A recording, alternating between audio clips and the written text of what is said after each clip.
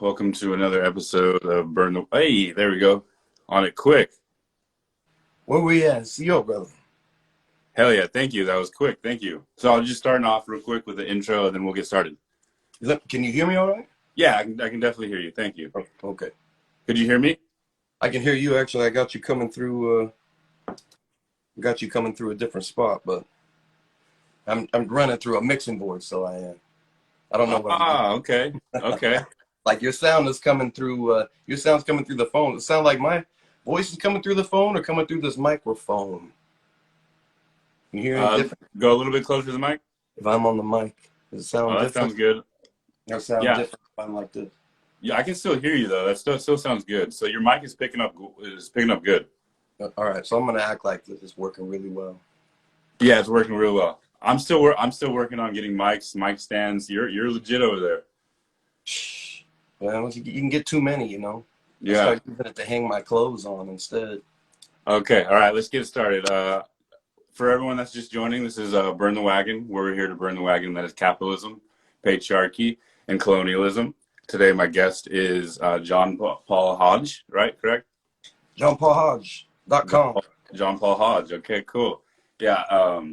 So first, I just want to start with a prayer also. So I want to send love out there to anyone that is suffering from domestic violence. I want to send love to anyone that is suffering from mental health issues.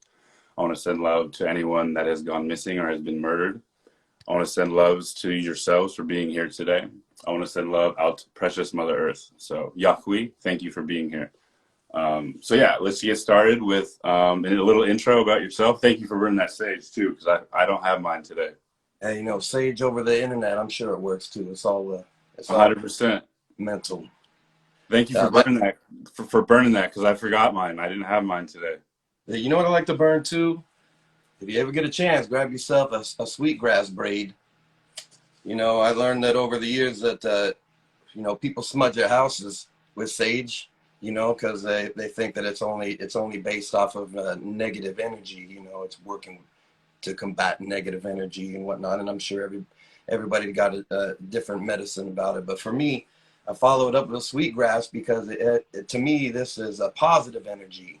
So if I void my room of negative energy, and then I'll burn sweetgrass and I'll smudge the same exact way to call in positive energy. And I can't say it works gangbusters for me every single time, but so long as you believe, you know, keep hope alive. And plus, it smells really good. Covers up your toots. I'm gonna have to give me some of that. I barely got I'm almost out of sage, so I got to re-up on that too. So if you know anybody knows where to get some sage, definitely reach out to me because I need some more. Go hit the mountain. I know. Sometimes you can drive up on a hillside, a little wet hillside, and you can see them bright greens, you know, sprouting out of the ground, and you can go pluck them. So long as you give thanks for what you take, you know. My friend's mom actually has some growing on her property, so I might pick that too. Oh, perfect. Yeah. All right, let's get started. John Paul Hodge, let's get started. Where you're from and a little about yourself, the tribes you're repping, and then we'll get going from there. My name is John Paul Hodge. I grew up in Lake County, California, in Upper Lake, more specifically. I did spend a few years in Woodland, California, with family. I still have family out there in the valley, and all over North California is primarily where my family is based. I have some still back in Oklahoma and a few other states too. But I was born in Ukiah back in '77, long time ago now, and you know, I rep Salaji tribe and Muscogee tribe, which are based out of Southeast, and they're better known as Cherokees and Creeks, you know, old nations, some of the civilized tribes.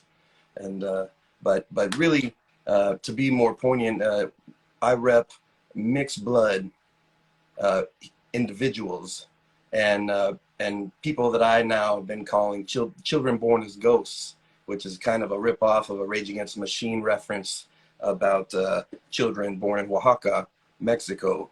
But I utilize it the same way as, you know, we have generations of people now who have lost their culture and been separated from their culture. Even peoples that, you know, grew up in brown families that you would think, you know, would have their culture. And the the Cherokee tribe in particular has a very old written language. I mean, everybody has an old language, but it was notably recorded and considered an old language because it was written. That's the way our country works here, that if you can't write it down, then it doesn't exist, you know. But you know, there's an epidemic of people on the res and who grew up in homes with grandparents who spoke fluent language, and the grandchildren and the children and grandchildren just didn't pass it on, didn't take it on, and didn't pass it on. And to me, that is an epidemic, but it follows suit to you know, the definition of colonization and genocide.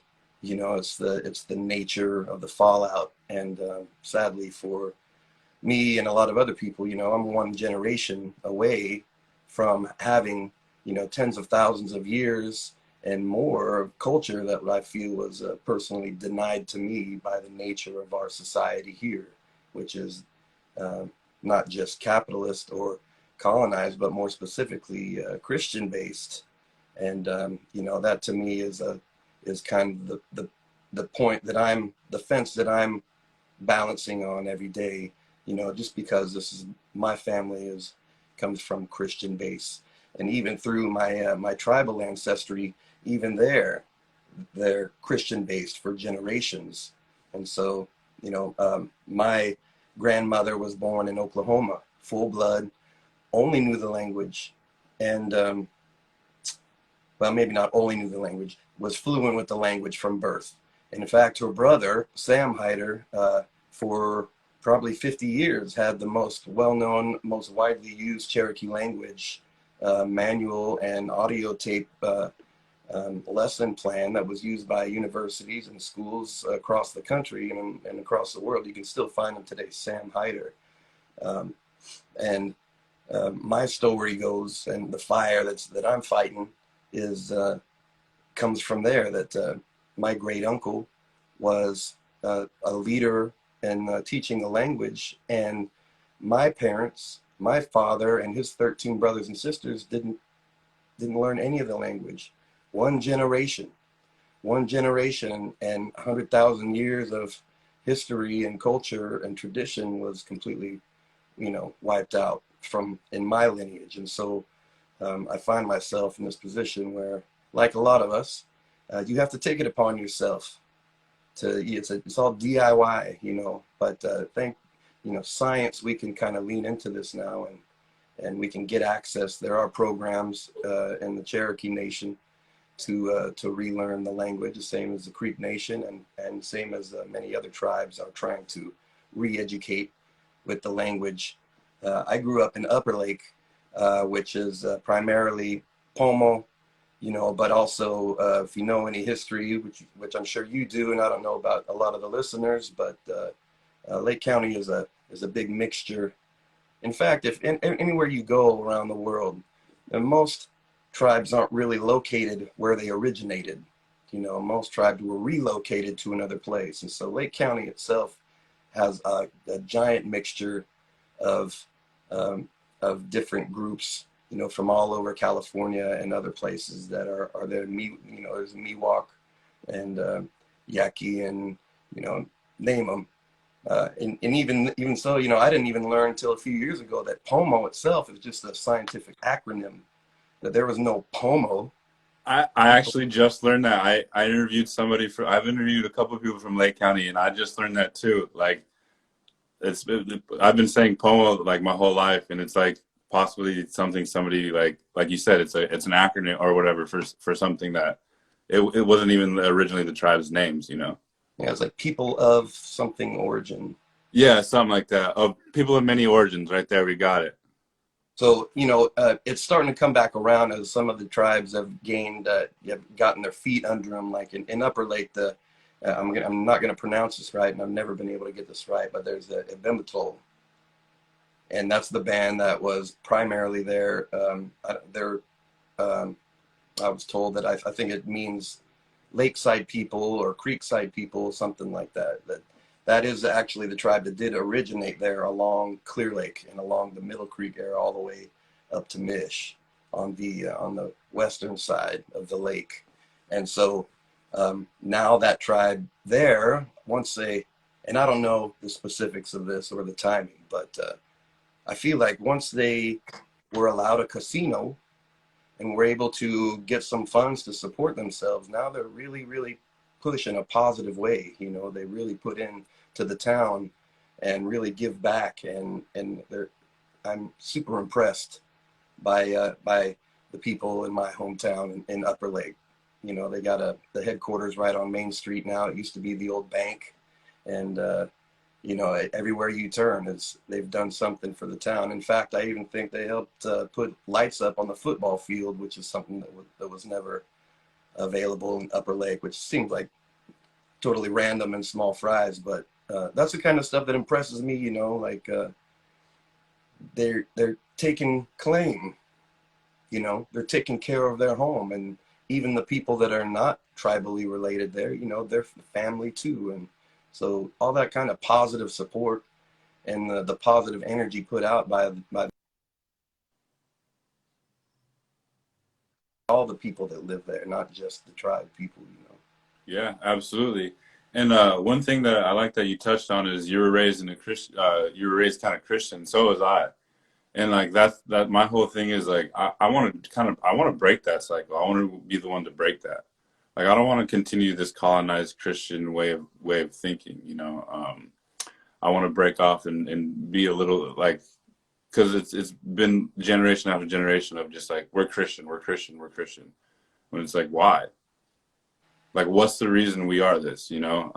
So yeah, I want to be the one to break that. So I like that you touched on that, and I like that you want to be a person to break that cycle and start hopefully learning your language and doing all this this relearning of like you said, this thousands of years of things that could be lost, you know? Yeah, I heard a commercial last night, and it was a some kind of news report here. I live in the East Bay in Concord, so on the kind of the near the Delta, you know, Martinez and Pleasant Hill and Walnut Creek. But it's a Bay Area nonetheless, you know. I'm still half an hour from everywhere. But it was they were doing it was a news program, and they were promoting a special about I can't remember if it was Filipino tradition. You know, there's a large mixture of international community in the Bay Area, which I find really endearing and makes me happy. You know, being from Lake County, it's kind of you're one of three kind of people, you know, and then you come down to the Bay Area, and it's like suddenly surrounded by Asian people and Indian people and Everything. everybody looks brown, you know, and I'm like, well, this feels a lot more correct, you know, give us a balance. But it struck me, it kind of made me mad because the way they promoted was that they, and I'm not going to get the words right exact, but they were talking about their creation.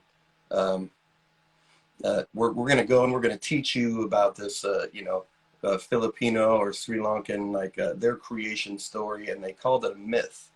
That's how they promoted it. They pronounced it as a myth on the news, and it struck me as being that is a colonial issue that we do have here that most people don't understand. Because my first question, when you speak of their creation story as a myth, that's how you pronounce it. Then what is the truth? Then if that's a myth, then what is your truth that you're promoting on this news network? And I think you have to you have to have a separate perspective to even understand the difference. You know, I don't have any problem with Christianity on an individual level. I think spirituality is important. However, you need to speak to the creator, whatever relationship you need to have, that's fine. Do it, and do it for yourself, with yourself. You know, I don't have any use for the churches and stuff just because of the nature of history. But when Christianity has forced itself into the laws that built this country, then we're forced to face these things. Like everything else is a myth, but this society is a reality. And I don't even think most Christian people would understand that. Like when, you know, because also people get defensive when you question things like that. It's like, well, what do you mean? What do you mean Christianity is not real? I don't know how many debates I've had about conservationism and basic native history where in the end, the answer for the opposition will be, well, I believe in heaven and hell. So therefore, I believe all these things that I'm arguing with you. And I'm like, well, this is where you and I are going to differ completely. If you believe the Easter Bunny has something to do with Jesus Christ, then I don't know how you and I can speak on relatable, realistic terms. How can I believe anything that you say? Because you're basing all of this off of your own faith, which is pretty much what I do, but I don't get the benefit of the doubt in reverse, just because it is a Christian society. And this, that's to me what colonialism really truly is. And and when you look deeper into history, you realize that it's not just here in the Americas. It was all over the world. There were tribes, and you watch these Viking shows, they were pagan people and tribes, and there were tribes in Germany and tribes in Asia and tribes all over the world. But where did they go? They were dominated by Christianity. Yeah. Period.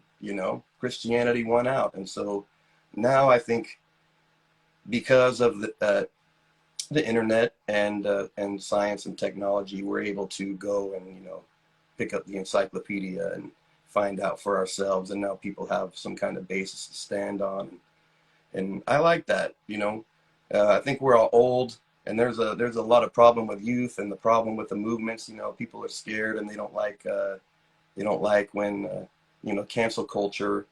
But for the first time in our history, we can communicate with somebody across the globe in an instant.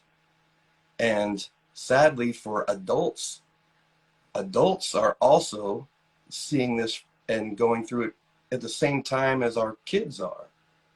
So when it comes to technology and information now, and the sharing of information and the moving and management of people, kids got a leg up on adults. Kids can't turn to adults and say, how do we do this? What's this all about? How do we do this right? Because adults don't know. Yeah. And I think, when you talk to a lot of these conservative type people who are old school, they're just worried and they don't like it. And they don't like how people, they don't like how the youth gets everybody all riled up and make things out of nothing.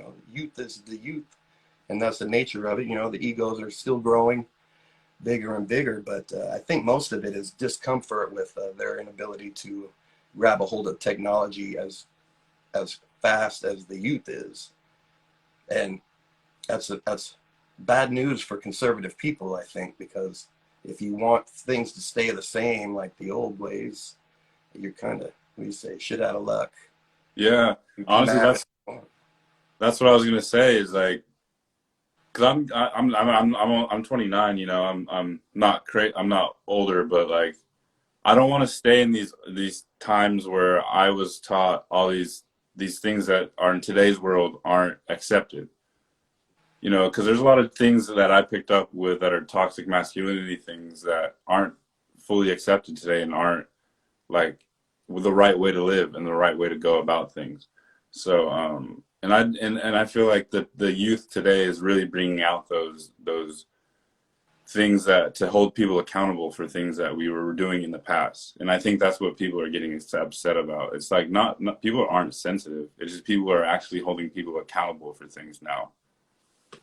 And we all got the same information at hand, so you can't pass secrets. Yeah. You can't force people to do things because of some secret that nobody knows about. And now we all have the same information.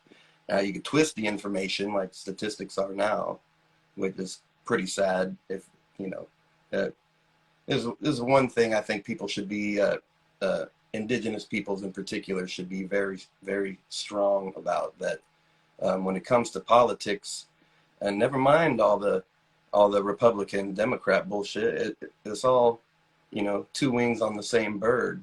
But because of our ancestry here and our knowledge that did survive genocide somewhat, still growing, still sprouting, that we can have a third perspective. We can have an outside perspective And I think that's, I hear these old timers, they're mad about that. Why? Support your flag, support your troops, love your life, be thankful for what you have.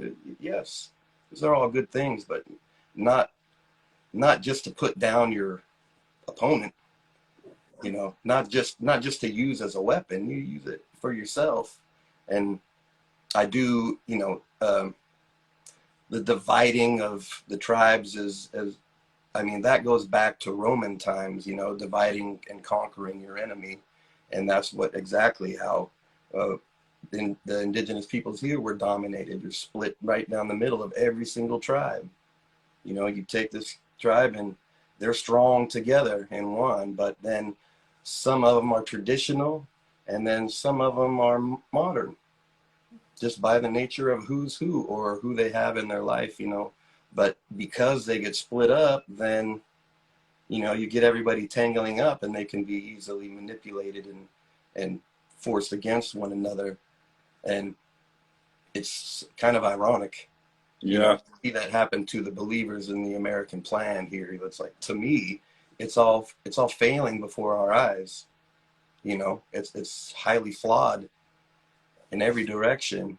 And even people that believe, even the hardest of rednecks, they believe and they salute the flag, but then they turn around on the side of their face and they say, this is, you know, politicians are trash and this is bullshit. And they don't even believe that it's working, but they want you to shut up and support it because it makes it easy for them to continue to understand what they have in life, which is just entitlements for the most part. And they're afraid for that to disappear. They're afraid for things to be equal.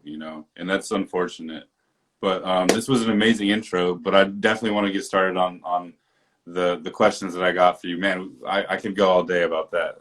That was an amazing intro. Thank you for that. So let's start off with your music and what got you into music. Who kind of put the guitar in your hand and stuff like that. Because I also saw that you recently performed at the Red Market in Oakland, and that's a dope market. I want to check it out on Sundays. It's once a month. Yeah, let's talk about that stuff. Yeah, the Red Market. I advise everybody in the indigenous community in our entire country and continent and around the globe to try to attend this Red Market here in Oakland, and or any market, powwow, any community event that you see in your area. Please go support it. I mean, show the love. You need to support one another because not just for the sake of money and people uh, being able to make a living and making sales. Some people do. I'm this way. I only play music. This is how I make money. People give me money to sing, and thank goodness for them. All blessings. And some people only make jewelry, and it is necessary for us to support that and push that. But also, Oakland has a somewhat a very, I don't want to say a very old Native community here, but it's been a headquarters for the Native American movement in California and the United States for decades and decades. I mean, you go back to before, it has a history to itself. And if you're a historian of indigenous history, then check out what has gone on in Oakland, because it's Hawaiians and it's Filipinos and it's, of course, Native people here and Chicanos and South Americans and many Polynesians. Yeah, I live in Santa Cruz, and it's predominantly white. It's straight white community. And I was in the Bay Area last weekend, and man, like you were saying, I was looking around and all the different cultures, and I felt amazing. Like looking at all these different people was just amazing. Feeling all the different vibes, walking all the different stores was just amazing. Just like hearing the different languages being spoken was just like amazing. And like I really want to keep going back to the Bay Area, and I've noticed lately, because I've interviewed a couple people from the Bay, and the indigenous population in the Bay is huge, and I did not know that. The urban native that exists out there is a pretty big population. And it's political historically. It's where the main movements all come from, you know. And we call it, it's called Ohlone territory now because that's the basis of the Ohlone were the Bay Area tribes and the bands. And, you know, there's, I'm, I'm going to ruin all their names if I even try to say them, but, you know, like you can hear it. You even watch TV now, you can see, there's a show, Woke. Have you seen the show, Woke? Yeah, I like that show. Yeah.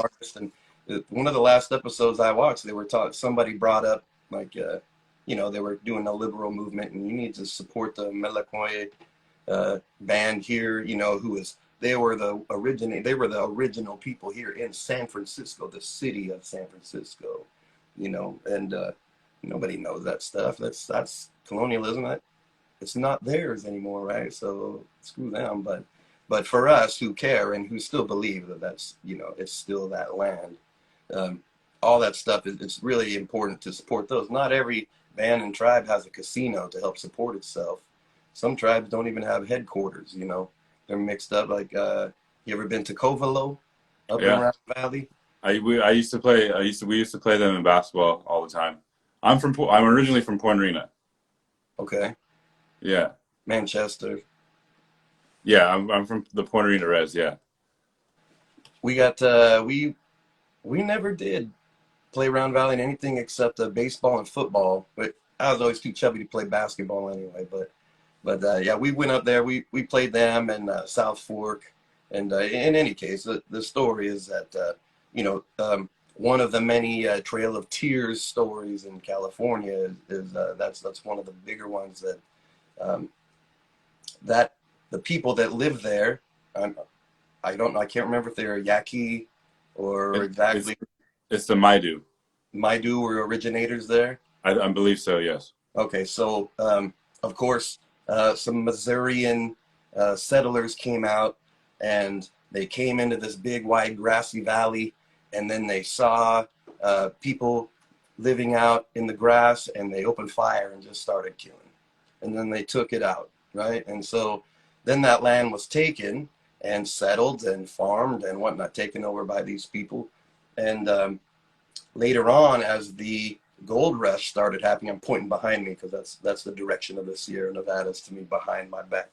But the tribes were that were getting decimated and becoming a problematic along the Sierras, along the gold banks, you know, where everybody was trying to mine, and they were super jealous because, long story short, the tribes people were being used as slaves there and were much harder workers than the average miner that was up there. And so jealousy spawned, and so they started pushing the tribes out. And so they gathered up a number of tribes in the Sierras and marched them across and sent them all up in Covelo, in Round Valley. And so, and it's similar that way on Robinson Rancheria and many others in California, probably all of them. I imagine every last one has a mixture of other bands and peoples that were brought there separate, you know. And I remember growing up in Lake County, there was always kind of a snobby belief about the people from the res, you know, like, oh, they can't get along with each other, and just, you know, that whole savage thing kind of continued, you know, the uncivilized people. But nobody knew that there were a bunch of different people thrown into the same piece of land and expected to be cohesive. I mean, colonized people can't do that, you know. And it's like you pointed out in the beginning, majority of these tribes aren't in the original places where they were. So like you're saying, you could have two completely different tribal people mixed in the same place who have different languages. Obviously, it's been years, hundreds of years of them like commingling and co-breeding, but like still, it's that generational trauma still lives in them all these years later.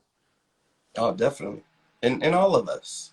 Yeah, one way or absolutely. another, it's in there, you know. And I mean, even this generation is still dealing with it. And I've heard I think Seluli, you did an interview with her, and I probably didn't pronounce her name right either, but she was talking about the foster care system and the ravages of the foster care.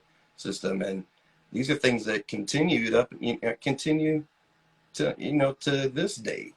And never mind medicine and the tribal health process is only somewhat becoming rounded out with more money getting pushed into it. But when the vaccination stuff was coming up a few years back, and the documentaries were coming out on it, and a lot of people were really fired up. How can people not get vaccinated? What a bunch of idiots! And in my mind, I'm like, well, if you have generation after generation being manipulated by the health system, like most minority communities in the United States and everywhere else, you wouldn't trust them either. Yeah. So take a second to consider, like, it's not you. And that's the way people are, they don't usually see outside of just their own experiences of belief, but that's one thing about entitlements here that is most important. Like, you're entitled to your own belief about life and about how things work. And in this country that's somewhat weaponized, that you can also reject things that don't satisfy you for the sake of, that's a true entitlement. Never mind whatever land or job or money that you're given through family, that's very individual. But like, entitled to reject truth and fact and nature, that's an entitlement that's much more toxic to me, that people can just decide what they agree with or disagree with and then hold other people to that. I hold you to that because I believe it. I never had to experience it, so therefore, what are you talking about? So the same with me. I know I'm getting off topic because all this decolonized stuff is so important. I've been looking forward to talking to you about this, but I go back to music. If you go to johnpaulhodge.com, you can go to my website and see all my dates and hear all my music for free there if you want. I like all other indigenous people, I have to do everything myself. I don't have a record contract and I don't have a studio. I have a lot of good friends and musician friends who've helped me, and artists, and but one song at a time, and it's harder work than people think it is to release music. Technology is helping out. I see people making music really easy now on their laptops, but that's only because of technology. I got to spend time learning to play music before we were able to push a button and have an effect that makes us sing in perfect pitch. Yeah. And play an electric drum that sounds perfect every single time. I think people they take that for granted. It's why I don't know that I hear a lot of incredible singers anymore like I used to back in the day, straight up soul singers, but there are still some really good ones. Ray Zaragoza, I don't know if you heard of her, but she's from the East Coast, and she is totally repping for not just female indigenous, but for all indigenous. She's really pushing hard. I saw her, and my wife and I went to see her and Frank Wong in Stanford a few months back, and these young people are they're really good, and they're really professional and positive, and I hope everybody gets a chance to reach out. Now, for me, the red market, my experience here, this last one I went to was pretty good because Superman was there, and Superman, we were talking about this afterwards. He's got to be one of the top 10 leading indigenous celebrities and artists that we have. Top 10, you think, Superman? Yeah, he's dope. I think he's definitely a top 5. And he's also a hip hop artist. Yeah. And a stand-up comedian. So he said on stage. I seen him here in San Jose. He's got some funny lines that he puts out there, man. Oh my God, up there on stage, it's hilarious. It's my opinion that every indigenous person I ever met was kind of a stand-up comedian. Everybody was, and people are just funny. I don't know why, and maybe there's something to that trauma brings. Makes you laugh harder and makes you find more things to laugh at. Same with the Black community, and brown people are funny, man. Laugh at everything, make fun of everything, talk shit about everything. It just make fun of just like the simplest thing. This guy came all prepared, you know, stuff like that. Like it's just funny shit, you know. Like I don't know, like we love to talk shit. Well, the clowning part too, like there's something religious about that, spiritual. Yeah, I remember learning that from a Lakota that that the spiritual one of the spiritual elders would clown during ceremony. They would actually dress like clowns and they would act like clowns and they would do things to forcibly make people laugh because it had something to do with the energy. And so like clowning is actually part of our spiritual existence and our spiritual practice. I don't know that that's the same with everybody. And you know, so much of the traditions have been lost over time, but it makes a whole lot of sense to me. Like, yeah, people clowning all the time. And I think the creators with them. But I wanted to get into the hip hop topic because you know, I grew up in Upper Lake, which is a farm community for the most part. You know, it's rural and a lot of orchard. I mean, now it's vineyards, but when I grew up there, it was mostly pears and walnuts. And anyway, you know, it's a redneck community for the most part. But we didn't get a lot of hip hop in there. I mean, we didn't get cable television until like 1990 or something, unless you could afford a satellite or something, which I could not. My family couldn't. But hip hop was something that was kind of brought in by our friends and relatives from the Bay for the most part. You know, like Bay Area rap would come up there. You know, Mac Mall and E40 and Dre Dog and all this rap would come in through the Bay Area, and then we'd take it on, you know, like all rural communities. Like years later, suddenly we're into something that was popular, you know, a long time ago. That But for me, always happens with up in Mendocino County too. We get shit like 10 years late. yeah, yeah, we got all the trends like a little too late, you know. And all you got to do, you know, Santa Rosa for us was only like 2 hour drive, but it was we only got to, it was so far away back then. It feels like we only got to go down every once in a while, you know, twice a year maybe to go down to Ross, have some school clothes or something to pay less. Mobbing to the city saying, But the hip hop thing, it kind of, I had cousins who were into hip hop, and actually my era in the late '80s was a lot of R&B. You know, it was Guy and these groups that were, it wasn't rap, you know, but it was just mixing it in and mixing in because hip hop was just getting big everywhere, I guess, you know, because we had Too Short and we had NWA, and then in high school, when I was in school in the early '90s, I'm dating myself now, you know, then we get Wu-Tang come in and Outkast comes in, and then suddenly we're all experts on hip hop, you know, just because we hear Players Ball for the first time and suddenly we're down, you know.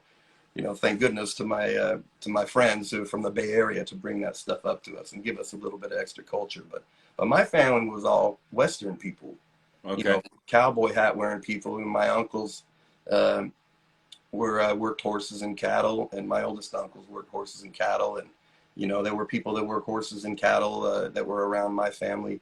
And not everybody was farmers, but you know, when you get in the country like that, they call it agriculture life, you know, so critters and food and stuff. But you know, I grew up with the Merle Haggard and Waylon Jennings and Willie Nelson and a lot of these famous, now we call them outlaws, because they were kind of the stoners of the country music scene in the '60s and '70s, you know, and they blew up and then they become household names. So some people take that on as now that's country music. And while the people who used to like old country music that was spawned from church and spawned from the hills, the bluegrass, Appalachia type stuff, you know, like they didn't like it because it was rock and roll. So everything changes musically that way. But for me, I kind of taken it on because I like all music, and I played music in high school and as a kid, public school music. You know, I was a percussionist and a saxophonist, and I had a public school music education. But over time, as I've gotten older, I've leaned more into country music because it's easier to come across. It's easier to hear what is being said, you know. And I did spend about 15 years screaming in metal bands in Colorado and punk bands and using my energy what I thought was appropriate. But like anything else, it depends on who you're with and what you're screaming about. And most people don't like to get screamed at. As I get older and fatter, I'm like, I don't know that I can be 40 years old and be screaming at people like who aren't not even really listening, you know. And so I lean back into country music because it never left me, you know. Like when you hear music when you're a little kid, it stays with you forever. It's like anything else, you know. It becomes part of your DNA or whatever. But so I've Absolutely. leaned into it quite a bit now, but I still do all different styles of music to satisfy myself. But because of the nature of business, um, people consider me like a Western guy, like a country guy, you know. I'll wear a Okay. cowboy hat and I'll wear boots and stuff because that's how I learned to dress nice. That's how my family dressed nice. Nobody had suits. They had hats and boots and a button-up shirt, you know. And you see that a lot. Navajo, Diné country is a lot of cowboy people, you know, a lot of Western people down there, and they love music. And all these things come full circle. Like Waylon Jennings, one of the most famous country artists that we know now, who's now passed on, a legend, you know, and he moved people. And but his mother was indigenous, and like a lot of people of that generation, it wasn't a popular thing to put out there for some reason. Our like our grandparents, it was secretive. You didn't want people to know that you were indigenous. It was something about society, you know, that was embarrassing to them, or you know, they would be put into a category or put to the side or treated badly with race, you know, obvious things like that. But um, Waylon Jennings went to Nashville as a young guy, went with Buddy Holly, famously was gave Buddy Holly a seat on the airplane where Buddy Holly died, and then Waylon Jennings lives on, and he goes to Nashville and he becomes a guy, and doesn't really like it that much and doesn't become a star, so he moves to Arizona, and he spends the next 6 or 7 years with the band down there. And you know who supports him? The Navajo Nation, the biggest nation, the biggest fan base that he had to support him for years and years. And even his kids talk about it. Like without the Navajo Nation, we wouldn't have survived. And he had an album that he named after, you know, it was you know, like a lot of tribes would be like, you know, the first people or the human beings or something like that. He had an album that was literally specifically named after the Diné called themselves, you know. Wow, So they that's took him amazing. in. And so to me, that's indigenous, you know, that's Yeah. indigenous power right there. That's what made it cool, I think, you know, that's what carried him over and kept him from being another corny country act. And so I latch on to all those things because now I find myself uh, providing activism through music. Not because, you know, I'm standing in front of the Capitol building today, but because the conversations that we have are really, really important right now. That we unite ourselves in thought and our perspective. I did go to Standing Rock, and I was arrested there, and I gave up everything I had, and I risked everything that my family had just to be there, you know. And in hindsight, it because it was something that it started out as an indigenous movement, and then it was taken on as a more of an international thing. Like the Occupy hippies came there, you know, and that separated the indigenous factor to me. And in hindsight, this is where I want to come back and tell people that it's the right thing to do. It's the right way, but you know, we need to stay cohesive and always gather with the point, you know, stay together and keep ourselves in mass, because one or two warriors go out and they can fight, but they're not going to do much, you know, because it's only one or two warriors, you know.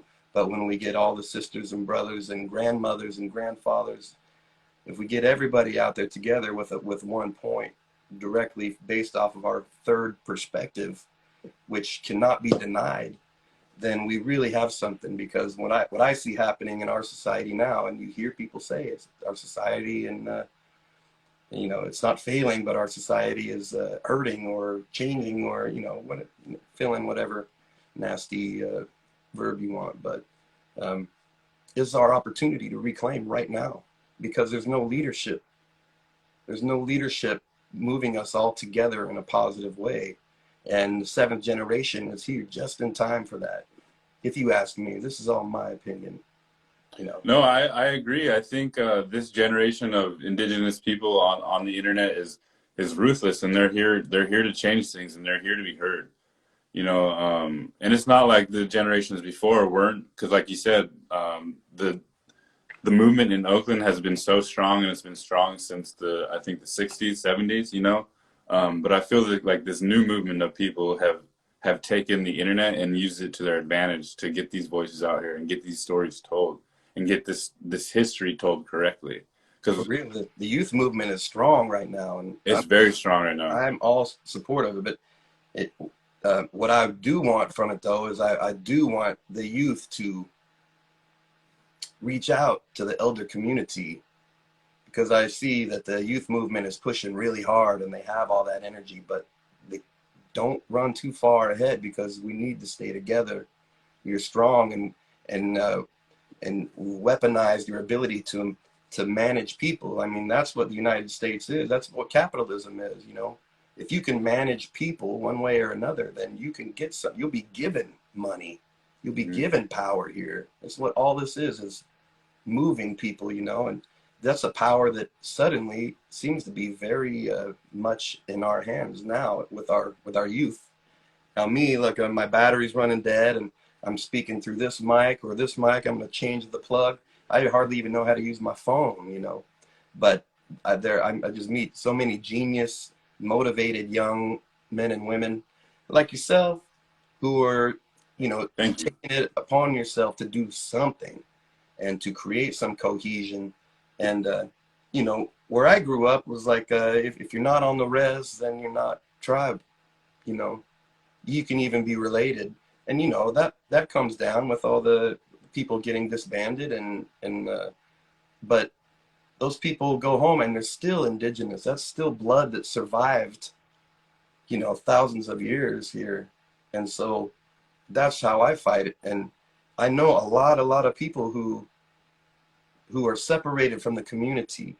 And it can be tough, you know, when you get around a bunch of proud, dark-skinned people. It can be a little worrisome, because you're not always invited. You don't always know if you're welcome or not. You know, people don't trust each other all that much. But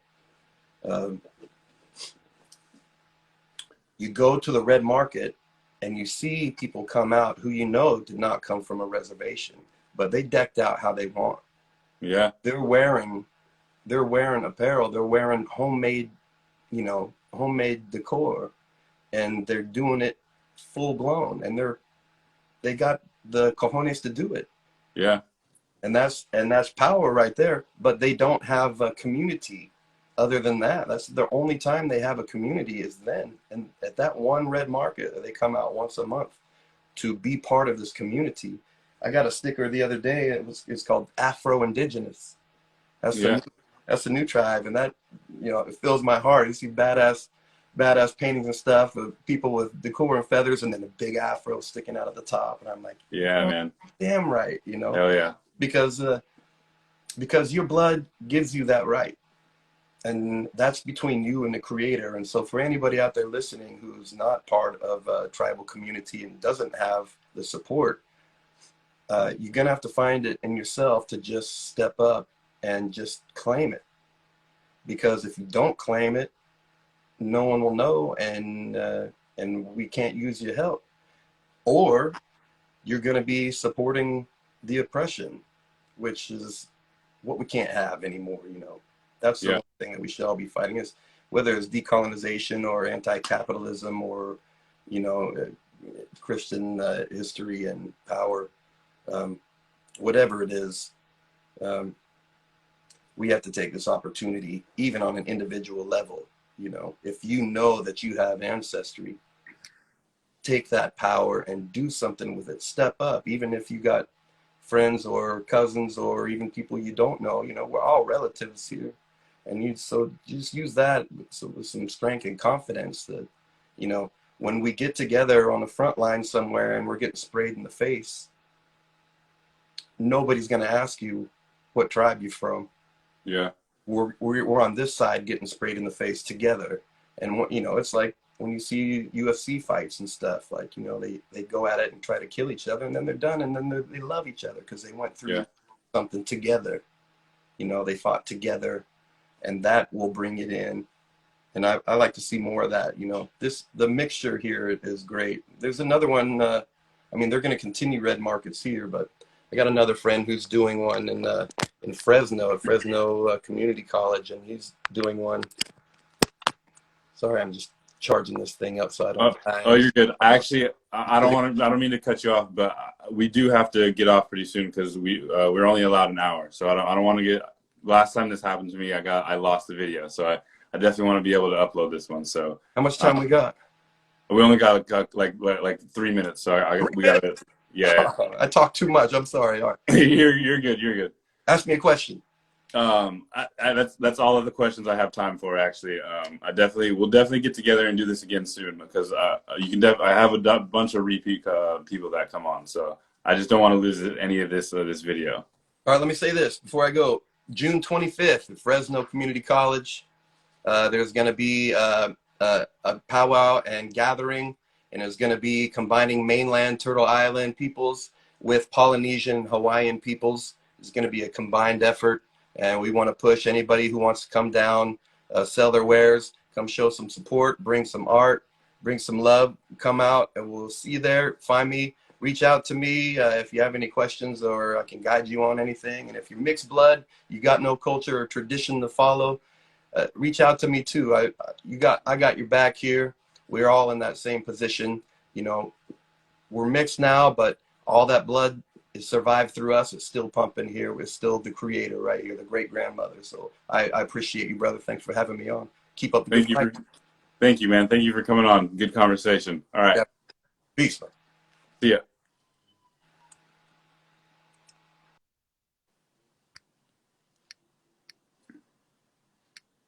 All right. Thank you guys so much for joining the live today. I really appreciate all you guys' support. Please go follow John Paul Hodge on his Instagram.